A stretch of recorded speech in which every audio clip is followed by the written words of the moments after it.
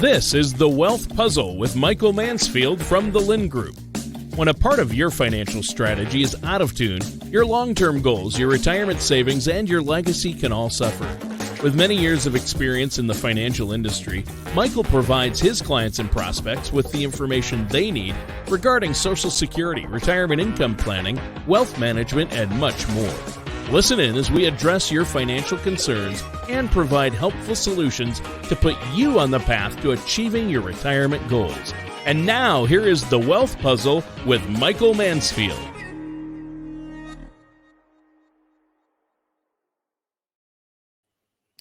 Hi, everyone. Welcome back to our podcast, The Wealth Puzzle with Michael Mansfield. And I'm Tana Pennington, and I love our new background today. It makes me feel just summer, like we're on a beautiful beach for summertime. And actually, I was. Last week, I have to admit, I skipped town with my husband and kids, and we went to Florida, and it was beautiful. It was very nice. Wow. Yeah, it was nice. Must be Great nice. Weather.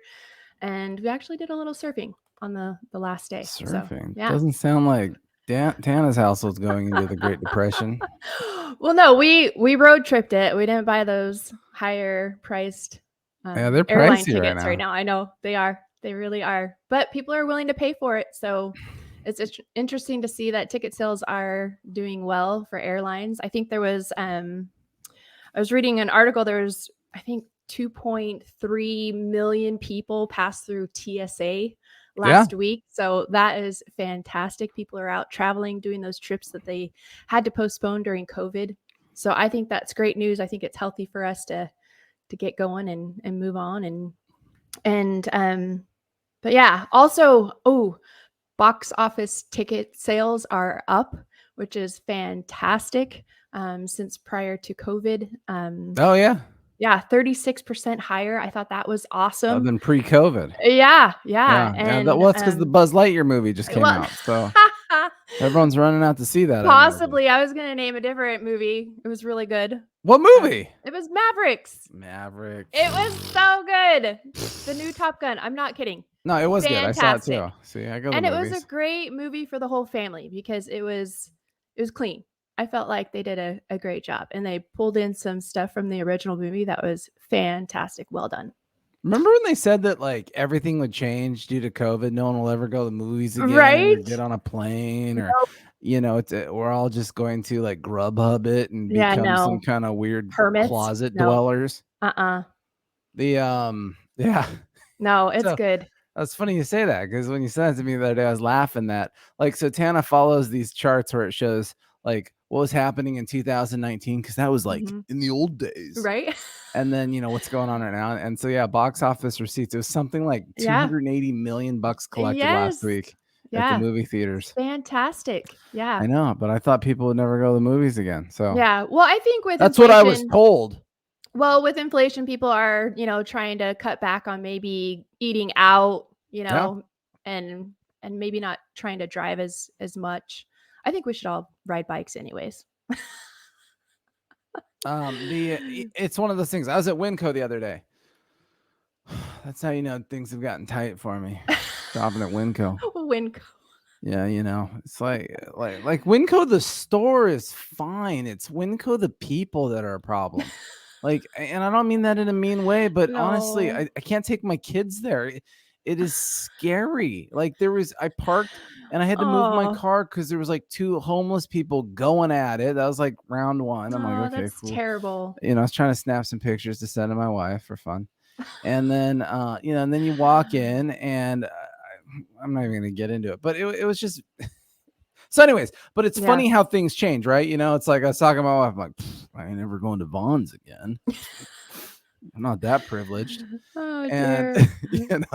Yeah, you buy like the lower priced butter and the lower priced cheese and the lower priced milk. Everybody's on a budget. And so it's amazing because those are the things you look for. Like a couple of weeks ago when the inflation numbers from May came out and they were high at 8.6% on the consumer price index, everybody acts shocked, right?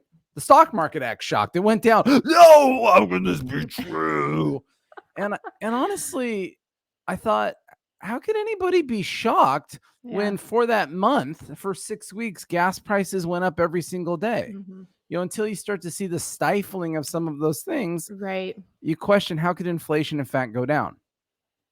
Which is funny because you fast forward now to now, and then last week we had the first really meaningful decline in prices of oil. They're down like 16% last week. Price of barrel came down. The national average fell back below $5 a gallon for gas. That's like laughable here. Everyone's like, $5? Where? I'll go. Where can I get some? Yeah, they're gonna go in line. And so you start looking at those tea leaves and saying, hey, you know what? Maybe the inflation will start to feel better here sooner versus later, because there's two paths to inflation, and this is the debate. And honestly, in many respects, it's a political debate, right? So the conservatives, they tend to focus on supply side inflation, where they say, hey, there's a lot of inflation. If we just try to create a boatload of supply, then what we can do is we can flood the market with goods that will sop it all up, suck up all that extra money, all that extra inflation, because all the money will have somewhere to go instead of fighting for fewer goods. Conversely, on the liberal side of the argument, they look at, I call it demand destruction, but they're trying to get the decline in demand. Basically, if they can get people to suddenly change from bonds to Winco, by raising and then rates. at Winco question every purchase they have, maybe put that thing of tapioca back that they didn't really need. I did that. I'm like, I don't really need it. Tapioca. See, I love tapioca. I didn't know that. Why? I know what to get you for your birthday, everybody. It's tapioca. It's delicious. Those little fish eggy things, they're not really fish eggs, but that's what I was told as a child. It's a texture. So now I tell my own children, but they won't eat it. They think it's disgusting. Well, because it has that texture. I know, but that's like the best part of it. Weirds them out. That's so tapioca, awesome. man. That's the place to be. But it's like I picked it up, I put it in the cart, and then I started reading the back of it anyway. You're like, it's not healthy. Because my wife was with me, and I'm like, look at this thing. This thing is 5 servings, but it's like one of those like small like cottage cheese size things. Right. And I'm like, so eat it's it like in 150 calories a serving. So this thing's like, between sugar and stuff, this thing's like 1,000 calories. And she's like, well, put it back. How much of it do you think you would eat? I'm like, oh, I'd eat this whole thing in one serving. She's like, put it back. I love your honesty. Put it back. It's true. You kind of slowly graze yourself over to your bed. Put on something. I saw like those Noom commercials. Have you seen Noom? Some kind of, I don't know. Some kind of weight loss thing. Yep. But like, it's always been weird. Like you see the commercials and they say nothing, so you don't know what it is at all. But then all of a sudden, like in the last few months, they've had like these little like micro tidbits. And so they had, Noom says don't eat on the couch because that's fog eating, where like you mindlessly eat while watching TV. I'm like, dude, that's so true. I totally do that. Yeah. Noom just helped me. Like, now I try not to eat on the couch because I'll mindlessly mow through a whole bag of Ruffles or something. That's against the law in my house because we just don't want the crumbs in the couch. We don't want our house to smell like a kitchen. Yeah. What was that disease where you're overly scared of germs? Germaphobe? Yeah, it's you. Oh, that's awesome. Now everybody's a germaphobe though, right? I've got neighbors. I got neighbors, especially since COVID. Lovely human beings driving past my house every day by themselves in their cars, like one person at a time with their masks on. I'm just still baffled by that. That one never made sense to me. Yeah. So the inflation thing's a problem. Obviously, what's happening with raising interest rates and all that kind of stuff is we're trying to get some demand destruction. The hope is if demand slows down, people change their habits, people slow a little bit. That takes the pressure off the supply side. Prices can stabilize and normalize a little bit. And so that's kind of where the chaos is. I'm on the supply side. I believe you flood the market with goods, let people buy all the junk they want. Let's get it all at affordable prices, and hot diggity dog, we're off to the races. But that's my opinion. And that's what's fun about opinions. So everyone's got one. All right. Hey, a couple things. Tana, let's put up your charts. Tana's all into charts. It's weird. I'm into talking. I like looking at charts. They're good visuals. So here's one of Tana's charts. What this chart shows is household financial obligations. So what this means is what percentage of your income goes to servicing debt. Credit cards, auto loans, anything that you finance, home. It used to be student loans, but we don't know how that calculates in here anymore. Here, let me zoom in a little bit, which is kind of funny. So number one, when this is going down, this chart's going down, that's a good thing. So like if you look at this chart, so for anyone who's watching this on YouTube and Rumble, obviously these are good visual aids. For the people that are listening to this on the podcast, I'm sorry, you should watch the show. It's much better. But what it shows is I'm looking at a 3-year chart of these U.S. financial obligations, and it's declining, but you have these big potholes in it. So for example, Q2 of 2020, it went down quite a bit, and Q1 of 21, it went down quite a bit. Any guesses, Tana, on why our debt obligations went down so much? Because we were receiving stimulus checks. Boom. Proud to be an American and get lots of free, kind of free money. It's not free. Well, depends who you ask. Yeah. So that's what's funny though. Remember, this is a ratio of what are your debt obligations relative to your disposable income. And so all of a sudden, in the last couple of years, we had these tranches of an increase in disposable income through stimulus checks. So that's just kind of anecdotal in and of itself. Probably more interestingly is when I zoom out over a 10-year period. Hell, let me go out further. Let's go out further. So here's a long period of time. And what you notice is basically since 2007, there has been a pretty comfortable, steady decline in the financial obligations. This means that the consumer is getting healthier and healthier. The reason that Tana thought this was relevant is I was hassling her about the recession, right? The impending recession, stagflation, depression that's coming. Remember Don Lemon? And Tana was countering that with me the other day saying, but you cannot discount the fact that the consumer is strong, stronger, right? It's not that they're perfectly strong, right? But this quantifies it almost perfectly. What do you remember? What happened to the stock market in 2008? Anybody? Yeah. What happened, Tana? What do you think it did? The big bubble. It just imploded. It was terrible. Just all bad. All bad. All right, there you go. Technical terminology from Tana. I know that wasn't very good. What happened? All bad. But what was all bad is when you look at where the consumer was with their financial obligations, their debts, things of that nature. It peaked out in 2007, right when the major financial crisis started, right? So even when you look at today, because remember, we're trying to quantify historical data to now and say, well, how do we know, Mike, that the end isn't near, that it's not all falling apart again? Well, step one, the consumer is in a much better place than they were back in 2008. I mean, just step one. You look at mortgage obligations, look at the price of a mortgage right now. I mean, I got people walking in all the time that have 2-3% 30-year mortgages. Fantastic. Yeah. I mean, it's incredible. Rates were just so low. Right. Yeah. All that plays into all of this stuff. Right. A lot of people through COVID stressed out and they tightened up ship. They paid off credit card debt. That can't be true, Mike, because I heard it was at all-time highs. Tana, how many times in the last month have you heard that? Many times. Yes. So I don't know what is out there. We looked up this chart. It's pretty cool. Credit card. Hang on, everyone. U.S. credit card debt. So here's U.S. credit card debt. Let's go to the last 10 years. Let's go to the last 5 years. I'm trying to zoom in so you can see this really well. So I have been hearing, Tana has been hearing, because she brought it up, and I'm like, that's weird. I hear that too. Is I don't know what is out there, but someone is spreading the salacious rumor that credit card debt is back to all-time highs.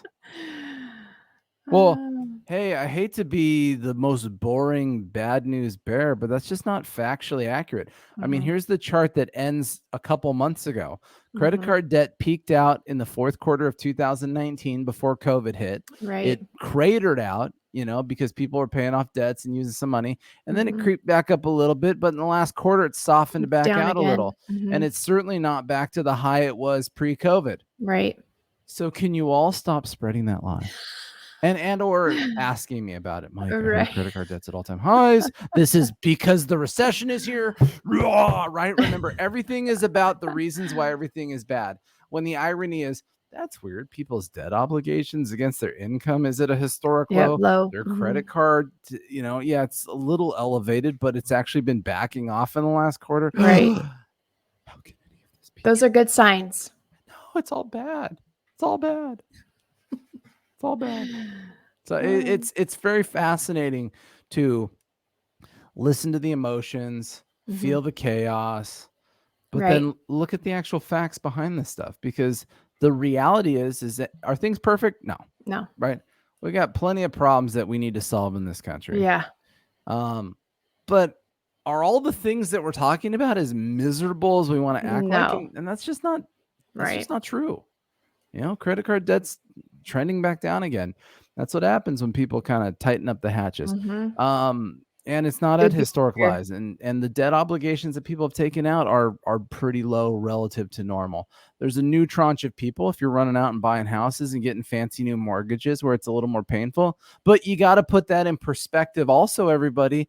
And that is a large swath of those people are also coming off of selling real estate at historic highs. Yeah, good to point. Roll into the next property. So they're getting more difference between that first-time buyer and just the normal people working through the process here. Right. Good point. You know, and so when you have a lot of equity that you're rolling into the new property, I wonder if that's a chart on here. Let's see. U.S. household debt. Looking for equities. Line of credit. That's not it. I don't know. I'll look for that and see if I can find that for next time. That would be an interesting one, because I hear about it on the news all the time that, the equity in people's real estate's up like $11 trillion or something crazy. Fantastic. Yeah, it is. So anyways, that's it for the show. Thanks for coming. That's not it. What else? You have something really cool to share. You've been busy. I'm pregnant. Working on your spreadsheet. No, my spreadsheet. I only worked. What are you talking about? It's very interesting. You see my spreadsheet? Can anyone see behind me on the show? See all that red crap on the whiteboard? That's my real spreadsheet. Your brain. That's what I normally do. And then at the last minute here, I'm like, well, let's just make a spreadsheet for the show real fast. Right? The here, let me spreadsheet. So Tana, explain to everybody, what is the major stock market index we follow? Any guesses? S&P 500. Oh, good guess. Excellent. Okay. Do you know how many companies are in the S&P 500? Actually, it's more than 500. Slightly. So what you're saying is that was a trick question. Yes. Well, you got the answer right. So it's technically 505. Okay. And everyone's like, Mike, you're such a moron. It's 500 because it's not called the S&P 505. 505. Yep. Yeah. So what happens is there's multiple share classes for like Google and stuff, and those all count in there and are aggregated differently. And so technically there's 500 data sets. And so what the S&P 500 does is it looks at these 500 major cap companies as a breadth of how the overall stock market is. So what they add up is market cap. Ooh, I have that on a chart. It doesn't matter. I'll show you later. And so they add up the market cap of each company, and then they have this magical divisor number, which is super weird. I mean, you're getting into like some nerd rat hole trying to figure out their divisor thing. Rat hole. Dude. Oh, that is awesome. I don't get it, but whatever. So they have this divisor number that they use, and this is how they come up with the index valuation. And so right now the S&P 500, I don't know, where's it at, Tana? 3674. Okay, it's at $3,600 or not bucks, 3,600. So what is the S&P 500? So it's a bunch of companies. And how does the index work? The whole premise of the index, when we don't have emotions, maybe I'm like, don't look at my chart yet. I'm removing. How dare you people look at it while I'm talking? Sneak peek. The way that it works is if you eliminate emotions, what are emotions? People being scared, the fear, the anxiety, what's the Fed gonna do? What's the inflation? All of those things. Yeah, our fear of losing money. Yeah. Of the companies. The reality is the whole premise of the stock market is a mathematical calculation of what we think and how well we think these companies will do and perform. Period. That's it. And so there's two pieces of math that go into the unemotional side of the stock market. There's earnings. Anyone ever heard of that? Earnings? How much money is a company earning? So the fancy terminology, if you want to be hip with your friends at the bar, is EPS. So you say, Man, I was looking at the market's EPS, and I don't know if it's going to hold up. You say that, everyone's going to have no clue what you're talking about. Be totally impressed. Yeah, totally. Like, because sometimes smart people say things like that to me that I have no clue what they're talking about. And I'm like, dude, I'm so impressed, but I got to pretend like I know what they're talking about. And then you go home and look it up. Man, I'm Googling it under the table. Oh, that is awesome. So you've got EPS, earnings per share of the S&P 500. Now, that's confusing because there's only one share of the S&P 500. So EPS, even though it's earnings per share, the S&P 500 is only considered one share. So that's all we care about is what is that one share going to earn this year as this aggregate amount of earnings from all the 500 plus companies. So that's step one, is what analysts do. Now, I'm not a financial analyst because that is literally its own full-time job. So what bottom-up analysts do is they go through all of these companies. They look at the trajectory of earnings and growth of a company. They look at the market cycles. For example, will Target make more money in February or in December, right? You know, will they do better during Christmas or during nothing? Yeah. Things like that. They will look at what the earnings calls are. So there's a huge amount of work that goes into a research firm doing what's called a bottoms up. It's like wrong bottoms up, everybody. This is not a drinking game today. No, it's on not. on our show. Okay. This is just a bottoms up analysis. Jeez. I don't even drink, man. I think that's funny. Anyways, so they do, it's a huge amount of work, right? And so what we do is we rely on the research and data of analysts that do that. And there's a lot of different firms and they're constantly putting it out. And you'll see, they'll start putting projections out now for 2023 and 2024. And as they get closer, they revise and revise and revise and revise. And so that's step one is, well, what are the earnings estimates for this year for 2022? That is the most important piece of the puzzle. Part two is, how much is someone willing to pay for that? This is called a PE ratio. Once again, you start sounding fancy talking to your friends here. Hey, man, I don't know if the PE is going to hold up this year on the market, man. Whew. They're like, I don't know what the hell he's talking about, but it sounds good. The PE is price divided by earnings. Once again, don't even worry what that means. All that means to you is how much is someone willing to pay. There's these multiples that they use. So, for example, last year, at the end of the year, the S&P 500 earned about $200 EPS. Sounds fancy, right? EPS. Get your acronyms down, right? And at the end of the year, when it all mapped out, the PE that they paid, how much were they willing to pay for those earnings, was 24 times. So fun math, everybody. $200 of earnings, 24 times of willingness to pay, gives you an index value at 4,800. Tana, can you guess where the index ended and started the year? Roughly. About 4,800. I think it's 4,800, wasn't it? Right about 4,800. Say it again. 4,800. Yep. Excellent math there. Look at that. Okay. 200 times 24, 4,800. This is, look, I'm telling you, This is good. We're gonna switch the whole premise of this show to just like giving you like bar talk, right? Just to really blow people's minds. Okay. So that's important. Now, granted, the big debate though becomes, how much are people willing to pay as anxiety creeps in, inflation, fear, chaos, concern, confusion, whatever. As those things creep in, all of a sudden the willingness to pay for that might go down. So you see a PE ratio maybe fall from 24 to 22 to 20 to 19 to 15 to who knows what.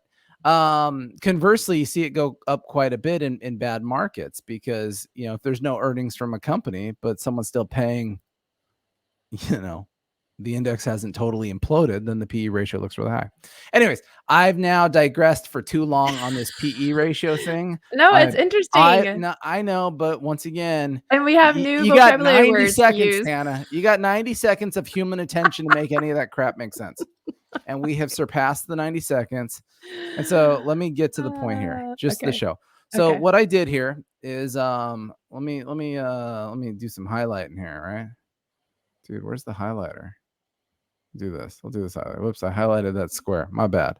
Anyways, so you see here earnings per share. So what I did is I pulled up some of the research firms with recent estimates. So BMO Bank, for example, has earnings for this year end at $245. Seeking Alpha, $235. Reventi, FactSet, they're both at $229. We don't know what the right answer is, right? We don't know till the year's over. Right. But at least we know that smart people are trying to do smart things, and they obviously have very varying opinions. Honestly, the difference between $229 and $245 is a lot. Mm-hmm. So what I did at the bottom is I said, well, what's just the average of these things, right?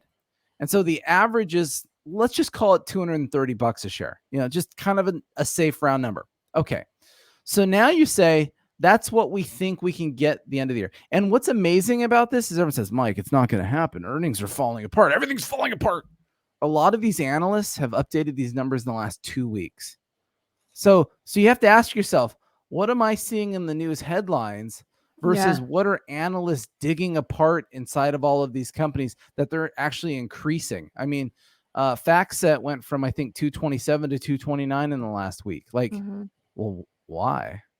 I mean, I thought everything was bad. You think a smart analyst would be dropping their numbers to be safe.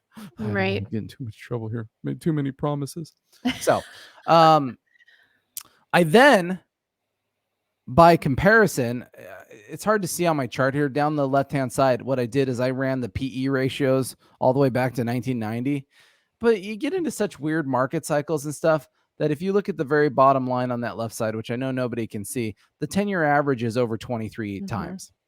So it's kind of funny because if you had an average earnings this year of $234 and you got that PE ratio of 24, which is obnoxious. I don't think we're getting there because last year was euphoric. People were a little drug addicted, a little too greedy. Like we have to come back down to reality, right? But if you had that PE of 24, that would put the fair value of an unemotional stock market at 5,600. Woo! Hot diggity dog. I'll take 2 of those, please.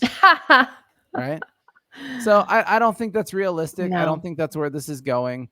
Maybe right in the middle, though. Well, what I look at is I look at historical norms. So when you track the PE ratio over a longer period of time, a historical norm for a PE is pretty close to 20. So I'd say that probably sets the unemotional, obvious higher bound of the stock market. Now, remember, establishing fair value of the stock market has nothing to do in the end of how it's going to perform, right? Because right now, I mean, let's start with a terrible PE ratio, a PE of 16. We haven't seen that in years. People are unwilling to pay for earnings of a company. If we had a PE ratio of 16, the stock market should be at almost 3,800. We're well below that, right? Yeah. You said 36 something. Which just means that we have finally extremely decoupled from reality, right? Something is wrong. Either every analyst is a full-blown idiot and earnings are going to be way off at the end of the year to the low side, or society has finally decided to lose their minds and panic about everything and throw in the towel and sell at the bottom, right? One of those 2 things is going to turn out to be correct here. I hate to be rude to humans, but I think the second one is the wrong one. I think that analysts are not stupid. I think that they put a lot of time and research into this stuff, and they would not be revising anything up at the moment if there was any inkling they were anywhere close to wrong. To that theme, I believe we're probably going to get solid earnings for this year. I mean, the only way that the stock market could be down this much with a normal PE ratio is if we in fact have negative earnings, and that's just not happening. I mean, first quarter earnings were 10% up 10% year over year. So on the low end of the range, a PE of 16, which is extremely low, that gives us a fair value of about 3,800. At the normal PE ratio, a 20, which is normal and healthy and totally reasonable, we're at about 4,700, right? So we've got a pretty broad swath of range there. But, if you average the rate of return between those 2 numbers by the end of the year, at a minimum, we're looking at a probably 15% increase on the S&P 500 from where it is now. I think, I'm still, I'm still a very bullish person. I believe that the rules are different for this decline. This is not 2008 over again. This is not 2000 again. This is not 2020. This is a unique set of facts driven heavily by anxiety and fear. And as soon as those things start to right, that's why I personally believe, I'm not even gonna put this on Tana anymore. I'm gonna take all the credit for this. That way, when I'm right, then I got to keep all the credit. No, that way when I'm wrong, people can choose to work with her, realizing that she is more sound than me. But that's why I really believe that it is totally reasonable for the stock market to go above 4,700 by the end of the year. I believe that. Once again, in the beginning of the year, before the chaos ensued, we'll say, with a Russian war and hyper oil to $125 a barrel and all those things that, to be fair, you didn't really see it coming like that. But before all of that, that's why our price targets at the end of the year were closer to 5,200, because when we were looking at earnings staying intact and the PE ratio coming down. We were thinking, hey, last year we had a PE ratio of 24. What if we soften it out to just, as things kind of normalize, we get our earnings? There was no reason the S&P couldn't get up there. The problem is we're just so decoupled from that at the moment that that'll probably, become more of our 18-month price target, assuming the Feds don't keep raising rates and push into a recession. All right. But that's not happening today. Nope, not today. Stay positive. From a recession standpoint, let me just touch on this really quick. This is one of our longer shows. I apologize for that weird moment, but this is hard. We sit here and we work with clients, and we're in a time period where people are losing money, and this is very humbling and it's very concerning. And we carry a lot of respect and anxiety and concern for our clients' well-being and the decisions that we're making on their behalf to try to be responsible and proactive. And so that's why I did want to spend that time, on the why do we keep thinking this is going higher? And it has, once again, nothing to do with emotions. It has to do with just the facts on the ground. And the facts on the ground are, earnings are holding up better than expected. And in the history of the stock market, that's what writes things back to normal. Yeah, from unemployment is down too. I mean, things are looking real good. Lots of strong numbers. No, and that's what we need. And to be fair, in 2 weeks, the second quarter ends, and we're going to be back into earnings season, and we'll see how this data is holding up, and certainly advise you moving forward. The other thing too is there's a continuing debate on, are we going into recession? My opinion is very simple. There is no such thing as a recession without broad-based economic decline. Period. And the problem is you do not have broad-based economic decline when you created 400,000 jobs last month and the consumer is still spending money and wage growth averaged an increase of 6% in the last few months, and you have 11 plus million outstanding jobs in the economy of employers desperate to want to hire. Broad-based economic decline means everything starts to fall apart, right? The housing market falls apart. The labor market falls apart. The earnings numbers fall apart. And because in the end of the day, when employers aren't making money, they start scrapping employees. Yeah. And just in the last week, we had initial jobless claims fall by 3,000. I'm sorry to disappoint everybody, but the data is trending differently than the concept of the recession. We might end up with what some people call a textbook recession right now, where you had two consecutive quarters of declining GDP. But I would cry BS to all of that, because the only reason our GDP was negative in the first quarter was because we had a big increase in imports. Had nothing to do with U.S. economics specifically. That seems to probably be shaping up in the second quarter again. But guess what? We screwed up all of our imports for 2 years with supply chain stuff, and it's trying to normalize. Yeah, that's a good point. So we need to be lighting the loafers on some of that. Yeah, stay positive. All right, that got heavy, Tana. Yeah, say something that this is good. Makes it less heavy. No, this is good. Good stuff. All right, well, if you got questions, certainly call us. Yeah. And she's always on vacation, but I'm always here. I am not. Absolutely not. Well, you just were. But I know, and it felt good. We all have short-term memories. So because I can only remember the last week, the way that I perceive you is you're only on vacation. So, hey, give us a call, 805-500-7035. You can visit our main website, thelindgroup.com. Lind is LYND. And we'll be back next week.